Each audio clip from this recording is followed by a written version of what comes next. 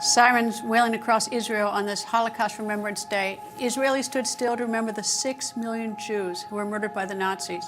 In Tel Aviv, a bustling and thriving city, people were walking and driving, all came to a stop, all united for a moment of silence. Now, in late January, on the anniversary of the liberation of Auschwitz, I went there to report for this news show. The evil of Nazism and the horror of what they did should never be forgotten. Here's part of my report from Auschwitz in January. Where 700 Jews would be brought in. They'd be lodged in here, about 700. They would then, the SS would drop cyanide down in holes like this in the ceiling. There are a bunch of them littered throughout this space.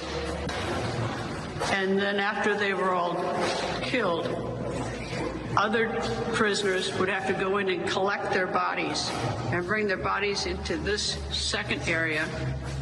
And this second area that's adjacent has the ovens, has the crematorium, and they would burn them.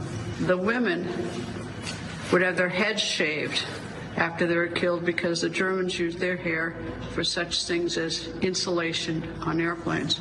But there are a couple of crematoriums, a couple ovens in this area.